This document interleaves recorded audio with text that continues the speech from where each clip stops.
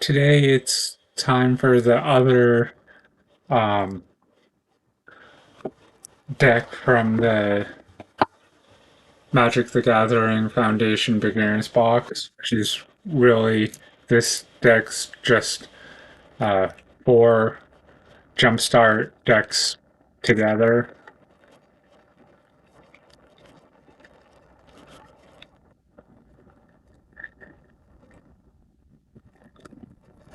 So the first jumpstart deck is Undead, which is black. You have Death Baron. It's a 2/2 creature, a zombie wizard for 1 and 2 swamps. Skeletons you control and zombies you control get +1/+1 and Death Touch. And the rules reminder in parentheses says any amount of damage they deal to a creature is enough to destroy it. So I think I've seen this guy in a couple of decks when I've played on Magic Arena. Next we have Hungry Ghoul. It's a 2/2, a creature that's a zombie for 1 in a swamp. You can pay 1, sacrifice another creature, put a 1/1 counter on this creature. So, I mean, that's kind of cool, although it'd be nice if there was, a way to bring back creatures from your graveyard, which, we're just starting in the deck, so maybe there might be ways of doing that. Next, we have Durgoth Ghoul. It's a 2/2 creature, a zombie for a swamp. This creature enters tapped, so I mean, it's a mediocre, card. Yes, it's a 2/2, but enters tapped. So, could go either way. Next, we have Ian Alive. It's a sorcery for a swamp. As additional cost to cast the spell, sacrifice a creature or pay 3 in a swamp. Exile a target creature or planeswalker. So it sounds cheap when you look up here, but really it's either sacrificing a creature and paying a single swamp, or you're paying 3 and 2 swamps to exile a creature or planeswalker. A lot of removal spells, things that say destroy creature as opposed to exile creature, vary from 2 to 4 mana depending on what they're doing. So I guess I could see the possibility of a little bit extra to exile it as opposed to sending it to a graveyard. Reassembling Skeleton. It's a 1/1 creature, a skeleton warrior for 1 in a swamp. You can pay 1 in a swamp, return this card from your graveyard to the battlefield tapped. So I guess that would be a good creature to be sacrificing to put 1/1 counters on that other guy, given you're only returning this one.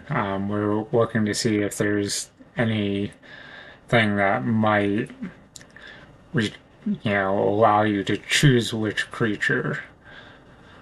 Next is Cemetery Recruitment, which is a sorcery. Return target creature card from your graveyard to your hand.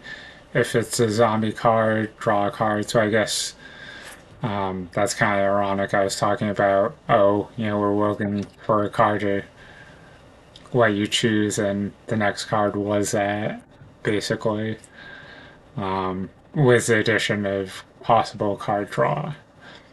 Crow of Dark Tiding. It's a 2/1 creature, a zombie bird for 2 in a swamp. It has flying. When this creature enters or dies, mill 2 cards. The reminder text put the top two cards of your library into your graveyard.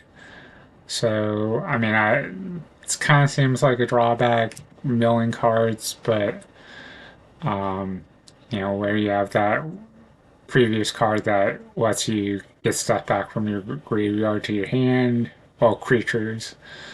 I guess I could go either way on it. Deadly Plot. It's an instant for 3 in a swamp. Choose one. Destroy target creature or planeswalker, or return target zombie creature card from your graveyard to the battlefield tapped. So that's kind of cool that situationally you could decide if you need a removal spell or if you need to bring back one of your cards from your graveyard to the battlefield. Given when you're returning the creature card to the battlefield, it's entering tap, so like you're not able to use it to block that turn. But it's still cool to be getting cards back. Malfeld Twins.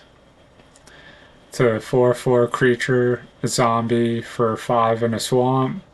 When this creature dies, create 2/2 black zombie creature tokens.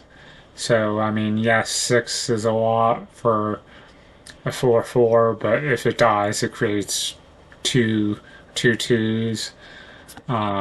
So, it's a decent sized creature that has a death trigger that's also good. Next, we have Skeleton Archer. It's a 3/3 creature, a skeleton archer for 3 in a swamp. When this creature enters, it deals 1 damage to any target. So if you're going against a token deck and the tokens don't have any buffs, maybe you can go, oh hey, get rid of one of those tokens. Next we have Suspicious Shambler. It's a 4/2 creature, a zombie for 3 in a swamp. You can pay 4 and 2 swamps, exile this card from your graveyard. Create 2/2 black zombie creature tokens. Activate only on as a sorcery. So, if it goes to the graveyard, you can exile it to get a couple of zombie tokens, given you have to do it on your turn, whereas a sorcery, unless you have something that specifically says you can play stuff as if they weren't sorceries. I've seen 1 or 2 cards like that, but I can't remember offhand what they are. Next we have Undying Malice. It's an instant for a single swamp. Until end of turn, target creature gains. When this creature dies, return it to the battlefield tapped under its owner's control with a 1/1 counter on it. I think I've seen this card a couple of times on Magic the Arena game. And then next we have Uncharted Haven, which seems to be a land that's in all of these jumpstart packs. This land enters tapped. As it enters, choose a color. Tap to add 1 mana of the chosen color. So, I mean, if you're mixing and matching colors for the jumpstart decks, that's, helpful. If you have 2 or 3 colors and, hey, all I'm getting is swamps, but I need a mountain, or, oh, I need an island. Hey, I'm gonna, you use this as whatever, mana that is.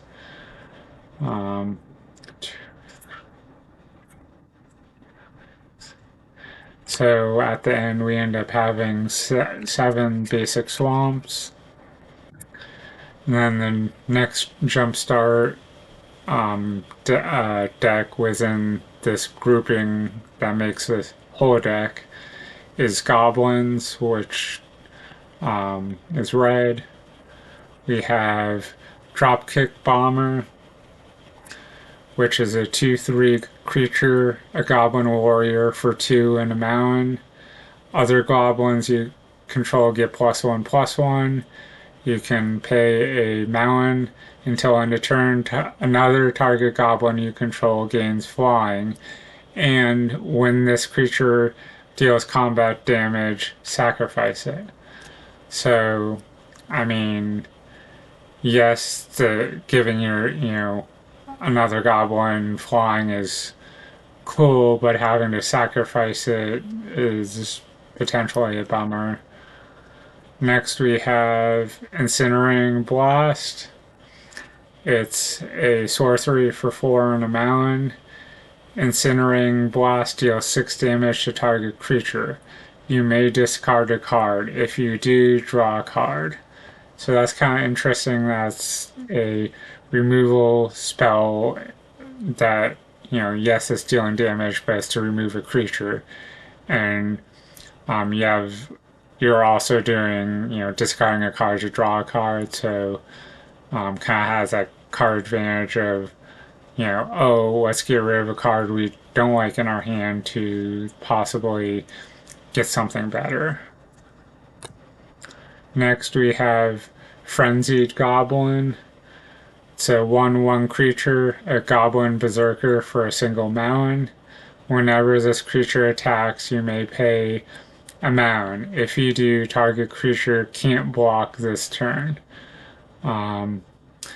This card is in one of the decks on that I somehow got on Magic Arena. I don't remember if it was just one of the ones that came out. Was when another set came out. But yeah, I remember playing that recently. Oh, hey, let's attack, and for a mountain, one of your opponent's creatures can't block. Next, we have Battle Rattle Shaman. It's a 2/2 creature, a goblin shaman for 3 and a mountain. At the beginning of combat on your turn, you may have target creature get +2/+0 until end of turn. That seems like it was in the same deck as the previous card I was talking about that I saw on Arena.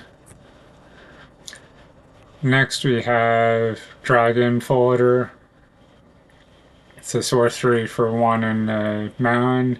Create 2 1/1 goblin creature tokens. Next we have Goblin Oriflame.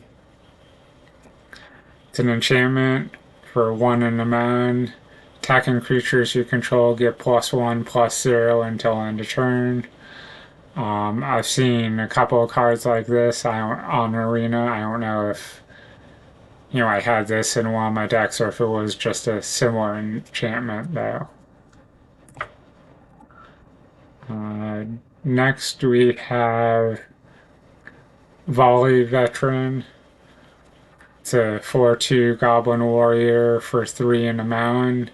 When this creature enters, it deals damage to target creature an opponent controls equal to the number of goblins you control. So it's a creature that also has an enter the battlefield trigger that acts as a burn spell, or removal spell, I guess. That's pretty cool. Goblin Smuggler. It's a 2/2 creature, a goblin creature or goblin rogue for 2 and a mountain. Has haste. The reminder text: this creature can attack and tap symbol as soon as it comes under your control. And then below that it says tap. Another target creature with power 2 or less can't be blocked this turn.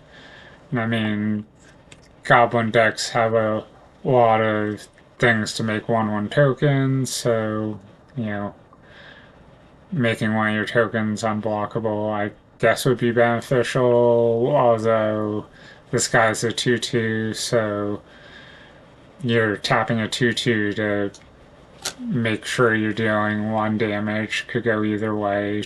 I guess it'd be situational. Next we have Kindled Fury. It's an instant for a single mountain. Target creature gets +1/+0 and gains first strike until end of turn.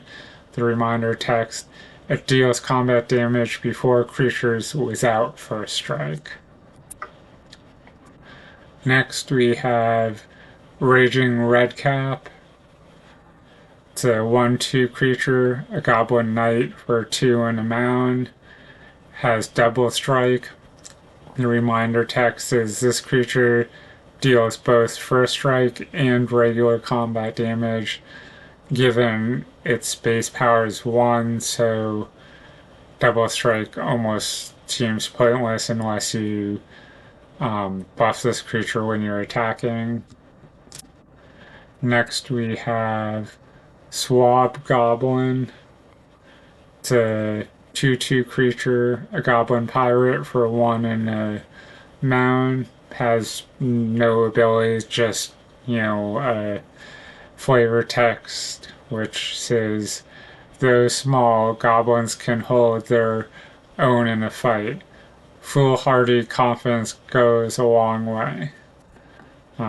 Usually I don't read the flavor text, but where that card didn't really do anything other than, hey, I'm a creature, I figured I would. Next we have Goblin Firebomb. It's an artifact for 1, has flash. You can pay 7 and tap, sacrifice this artifact, destroy target permanent. So, 7 mana and sacrificing this seems like a lot to destroy a permanent, but it doesn't specify what kind of permanent, just a permanent, so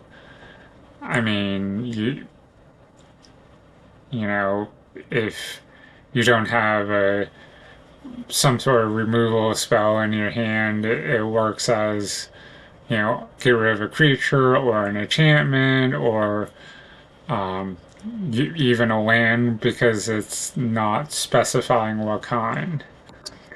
And shocking, we have the Uncharted Haven here. It's a land that enters tapped, and as it enters, you choose a color, tap to add 1 of the chosen color, and then 4. We have the land. We have 7 basic mountains.